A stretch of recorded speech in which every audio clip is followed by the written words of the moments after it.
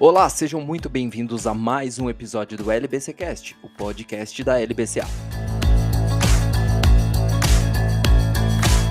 Hoje nós falaremos sobre fake news e o processo eleitoral de 2022. Para tirar nossas dúvidas, eu convido os sócios da LBCA, Paulo Vinícius Soares e Caio Miachon Tenório. Sejam muito bem-vindos. Olá, Thiago, tudo bem? Olá a todos os ouvintes. Estamos muito contentes aqui de conversar com vocês. Bom dia, Thiago. Bom dia, Paulo. É sempre um prazer dividir o espaço com vocês. Obrigado pelo convite. Bom, a Justiça Eleitoral está cada vez mais preocupada com a divulgação de fake news durante o processo eleitoral, principalmente deste ano, e vem realizando algumas parcerias com plataformas digitais no sentido de combater a propagação em massa de desinformação, que visam desacreditar o processo eleitoral e as candidaturas. Aí eu já começo fazendo a pergunta aqui para o Paulo. Paulo, a Justiça Eleitoral está dialogando com plataformas para evitar a propagação das chamadas fake news, né? Isso é um comportamento positivo? Já aconteceu protocolo similar em outros países? Olha, Thiago, sim, as plataformas têm dialogado com o Tribunal Superior Eleitoral, tanto que elas têm assinado um compromisso entre as principais mídias sociais brasileiras com este órgão, exatamente para combater a desinformação. A gente vê isso como algo super positivo, porque tanto a mentira quanto a notícia falsa, elas podem influenciar na livre escolha do eleitorado, prejudicando alguns candidatos que são alvos dessas notícias falsas. E aí, como um exemplo disso, eu posso citar a Alemanha, que ela tem uma lei bastante controversa com o objetivo de combater essa desinformação, mas existem algumas iniciativas e convênios firmados entre países, através da Organização dos Estados Americanos, chamada OEA, que estudam e também trabalham para combater a desinformação. Bom, agora eu faço uma pergunta para o Caio. Caio, como que essas plataformas digitais estão tratando essa questão complexa da moderação de conteúdos desinformativos? Existem algumas regras definidas sobre esse tema? Oi, Thiago. Sim, as plataformas elas têm feito um trabalho cada vez mais intenso para combater a desinformação. E as plataformas elas têm regras. A existência de regras é inclusive uma expectativa da própria coletividade de usuários dessas plataformas.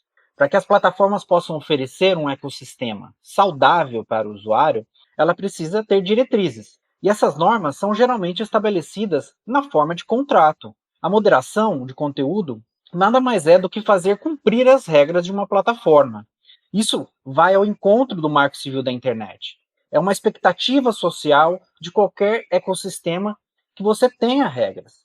Nem a lei, nem a Constituição Federal Brasileira, elas impedem que as plataformas exerçam a moderação de conteúdo. Pelo contrário, existe um estímulo por parte das autoridades que cada vez mais existam um sistema de freios e contrapesos também para a internet.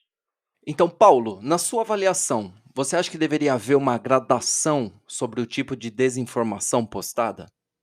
Olha, deveria sim, Thiago, tá? E essa gradação ela já existe. Ela acontece no formato da reiteração de penalidades. Então, uma vez que uma determinada pessoa posta um conteúdo que contém desinformação, ele pode sofrer uma advertência. Se ele reitera, ele pode ter uma suspensão temporária do seu canal. E isso pode culminar, né, na proibição do canal como inteiro e também na remoção do perfil daquela pessoa da rede social. Então é muito importante que haja assim uma gradação, até para as pessoas serem educadas quanto a esse modus operandi e que se evite, né, a fake news e a desinformação. Agora, Caio, é muito difícil identificar, por exemplo, uma fake news. Como que é o direcionamento do usuário no caso dele se deparar com alguma coisa que ele ache que seja fake news nas redes sociais e na internet em geral? O Thiago, esse é um esclarecimento bem importante de se fazer. O usuário ele deve desconfiar das notícias veiculadas por vídeos ou fontes que não tenham uma checagem prévia de informação. Ou seja, né, ele deve desconfiar de material com autoria desconhecida, com estrutura geralmente alarmista de texto ou de narrativa. Na dúvida, o usuário precisa verificar se o material foi ou não divulgado por fontes confiáveis de informação, por exemplo, a imprensa especializada, verificando também se o material já foi analisado por veículos oficiais como sendo falso ou não, ou mesmo entrar em contato com o TSE para verificar a veracidade da informação através de uma ferramenta oficial já disponibilizada pelo próprio tribunal, que pode ser encontrada diretamente no site do Tribunal Superior Eleitoral. Há muita reclamação de que esse direcionamento que o Caio mencionou acima para o portal do TSE estaria violando a liberdade de expressão. Na sua opinião, Paulo, o que você acha? Olha, a gente tem que entender primeiramente que a nossa liberdade ela vai até o momento que eu atinjo a liberdade de outrem, né? Ela não é ilimitada nem irrestrita. Então, quando a gente fala em liberdade de expressão, ela não pode ser a justificativa para eu divulgar informações falsas como se fosse uma licença para enganar as pessoas. E aí é nesse sentido que o Tribunal Superior Eleitoral ele busca interferir de modo a regulamentar, mas não a restringir o direito por si só. Ele busca uma regulamentação para que as pessoas busquem nas melhores fontes, nas fontes mais seguras, elementos para ter a sua opinião própria. Mas ele busca também regulamentar isso de modo que as pessoas não encontrem em fontes falsas elementos para que a sua opinião seja deturpada. Então, o tribunal ele busca evitar que a falsidade interfira na escolha do eleitor, basicamente. Né? Uma vez que ele é o órgão responsável por organizar as eleições, ele se preocupa também como o eleitor ele vai obter as melhores informações para tomar sua decisão. Muito bom. Agora, o Caio, eu tenho uma pergunta bem difícil para você. Como é possível definir se determinado post em alguma rede social se trata de propaganda eleitoral, de uma opinião sincera do eleitor ou fake news? Em algumas circunstâncias, realmente existe uma linha tênue entre propaganda eleitoral, ou uma opinião sincera, ou uma fake news. Mas vamos tentar identificar o que são cada uma delas para que a gente possa fazer essa diferenciação na prática. A opinião, ela é diferente de um fato. Opinião é uma maneira de pensar sobre alguma coisa, geralmente carregada de um aspecto ideológico. Já o fato é um acontecimento, cuja veracidade ninguém pode discutir. Exemplo, um programa social é um fato. Já o que a pessoa acha sobre aquele programa é uma opinião. Propaganda eleitoral, por outro lado, é pedir voto para alguém ou para si próprio. A propaganda eleitoral em si, feita por um cidadão comum, não é um problema. O que não pode é o candidato ou seu partido antecipar a corrida eleitoral antes do período previsto pela lei. Portanto, sim, é possível definir o que é uma propaganda eleitoral, uma opinião e uma fake news. Mas é importante fazer essa diferenciação que eu acabei de mencionar para que você possa diferenciar o que é cada uma delas. E Paulo, como o Caio acabou de falar, existe uma linha tênue, né? Durante o período eleitoral, caberá sempre à Justiça Eleitoral a decisão sobre a remoção de determinado conteúdo? Olha, Tiago, durante o período eleitoral, a Justiça Eleitoral ela emerge, vamos assim dizer, exatamente para definir e julgar as questões que envolvam as eleições. Então, se o conteúdo for referente à eleição, ou à propaganda partidária, ou à propaganda de um candidato, sim, vai ser a Justiça Eleitoral que vai fazer essa discussão.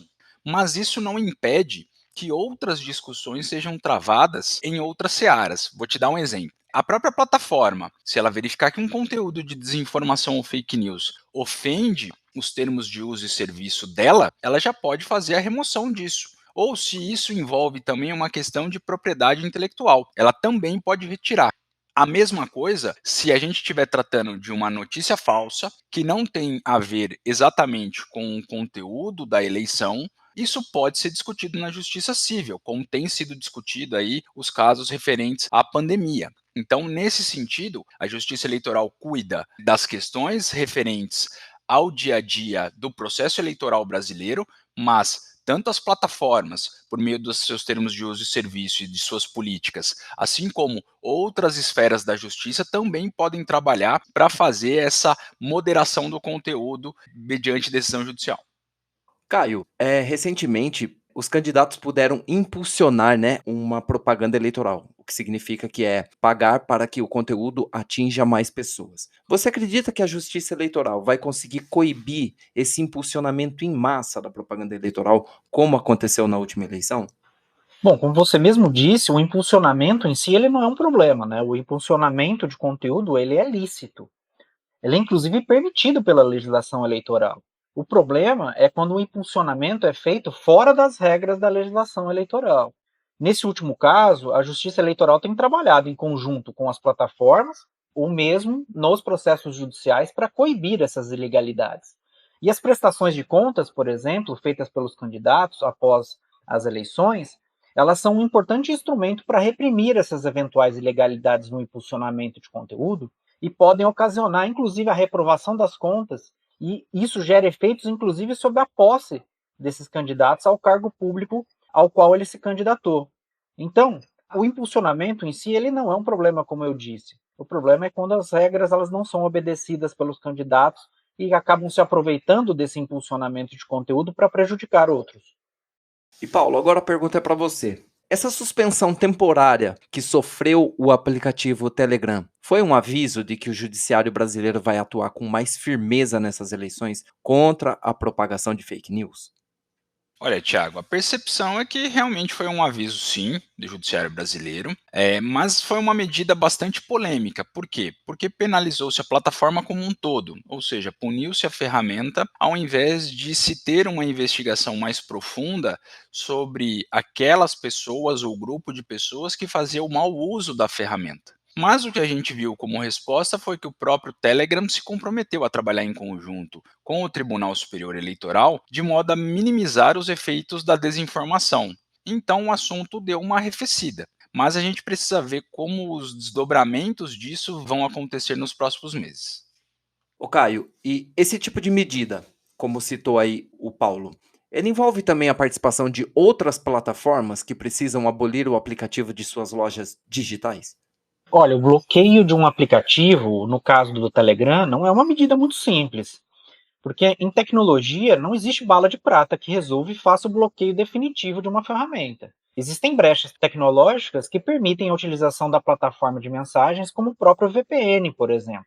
De todo modo, a suspensão do aplicativo para o usuário comum, ela envolve toda uma cadeia de fornecimento de serviço que vai desde o provedor backbone, que é aquele provedor de infraestrutura de telecomunicações, até de eventuais serviços de distribuição digital de aplicativos, como, por exemplo, esses aplicativos que você baixa no seu celular ou mesmo no seu desktop, no seu computador, de modo que esse bloqueio, como eu acabei de falar, ele não parece ser o melhor caminho, porque ele não é efetivamente razoável, ele impede que as pessoas comuns que utilizam esse aplicativo para outras finalidades não possam se utilizar dessa ferramenta para o seu dia a dia de trabalho, para o seu dia a dia de estudos. Então, você acaba prejudicando outras pessoas que não têm nenhuma relação com aquele problema com um bloqueio definitivo dessa ferramenta.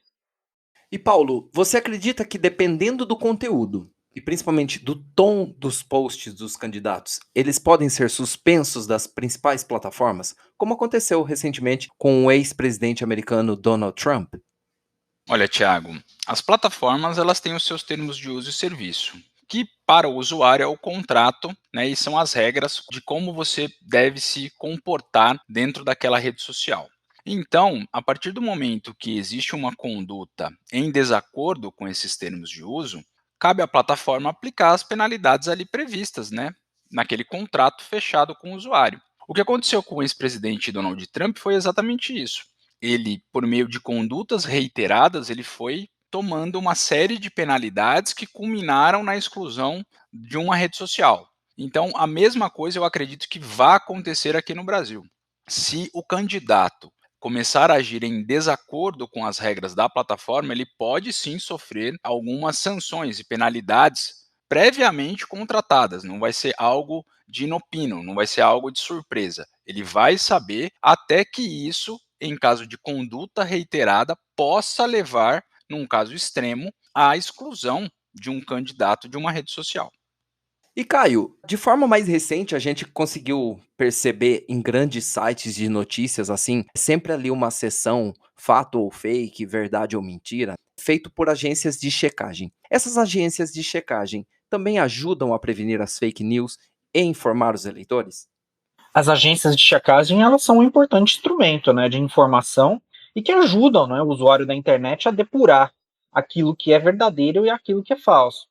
É difícil prevenir, né, e antecipar o que será feito, mas essas agências elas são importantes para mostrar o que não é verdadeiro, né? Lembrando que essas agências apenas exercem uma parte do combate à desinformação, pois além de informar os usuários, cabem aos órgãos oficiais investigar a origem da desinformação e punir aqueles que financiam essa desinformação e também aqueles que idealizam essa desinformação, porque o combate à desinformação ele é muito mais profundo do que meramente você utilizar uma agência de checagem de fatos para que elas possam dizer o que é ou não verdadeiro. O combate à desinformação ela passa também pela punição e pela investigação por parte das autoridades competentes. Gente, foi um prazer falar com vocês. Paulo, eu gostaria de agradecer muito a sua presença aqui no LBCcast. Obrigado, Thiago. Foi um prazer. A gente está sempre à disposição aí para prestar informações e conteúdo aí para todos os nossos ouvintes. Caio, igualmente eu agradeço a sua presença aqui no LBCcast, com suas palavras, seus ensinamentos e suas considerações aí acerca das fake news. Eu que agradeço, Thiago, é um prazer, muito obrigado pelo convite, espero que a gente possa se ver novamente, assim como o Paulo, e muito bom dia para todo mundo. E este foi o episódio de hoje do LBCcast sobre fake news. Nos vemos na próxima terça-feira com mais um episódio. Até lá!